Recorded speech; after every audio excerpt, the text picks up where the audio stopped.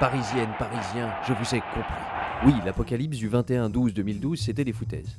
Bon, oui, l'hiver dure en fait 9 mois par an. Et oui, ça a l'air d'être mal parti pour qu'on ait des voitures volantes en 2015. Mais il y a un sujet sur lequel on ne vous a jamais menti. Dans la bande-annonce des théâtres parisiens associés, il n'y a que des pièces qui se jouent à Paris, dans des théâtres. Et ça, c'est déjà pas mal.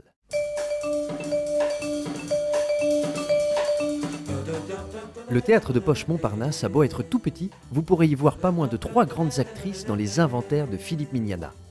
Ces 3 femmes un peu hors du temps y dressent leurs autoportraits en ouvrant leur mémoire aux spectateurs. Et comme dans tout grand théâtre, vous pourrez procéder ensuite à votre propre inventaire dans leur bar plutôt sympathique. En fait, ça faisait plus petit vu de l'extérieur. Mais puisqu'on replonge dans les souvenirs, vous rappelez-vous des lettres de Montmoulin de Pagnol avec au casting un petit jeune du nom de Michel Galabru ? Figurez-vous qu'on l'a retrouvé au théâtre Saint-Georges où, du haut de ses 91 ans, il se délecte encore du texte d'Alphonse Daudet sans se rendre compte du temps qui passe. Allez, buvez et dites-nous, hein ? Oh, que c'est plat, mais c'est plat. À ce propos, ne lui dites rien pour les voitures volantes, on sait jamais.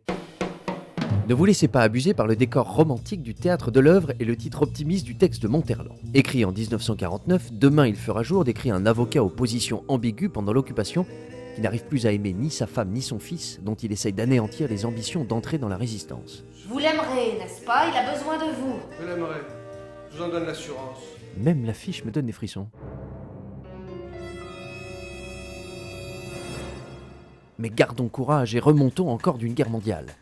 Au théâtre La Bruyère, Didier Brice porte l'uniforme avec autant de talent que de poussière dans l'adaptation du Journal d'un poilu d'Henri Laporte. Il nous livre le témoignage poignant d'un jeune homme parti au front à 19 ans et revenu chez lui avec une foi intacte en l'humanité et un éclat d'obus dans l'oreille. J'oublierai jamais cette vision de la souffrance. Une performance récompensée au palmarès du théâtre par le prix Seul en scène. Un prix qui aurait aussi pu revenir à Alexandra Lamy dans la Vénus au facochère qu'elle porte seule sur la scène de l'atelier. Jonglant subtilement avec 3 personnages, elle nous raconte la vie mouvementée de Missia qui fut à la fois l'égérie et la victime d'une belle époque aussi mondaine que misogyne.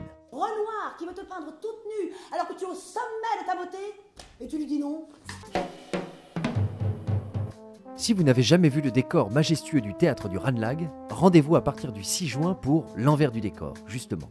Cette fois, vous serez embarqué dans les loges d'une opérette provinciale qui se transforme en course folle parsemée de règlements de compte amoureux.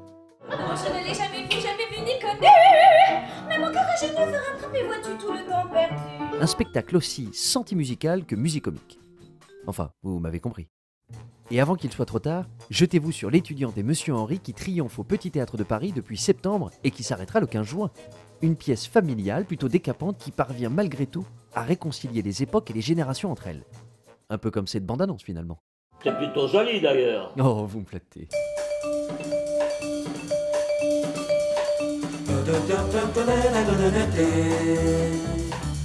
da da da.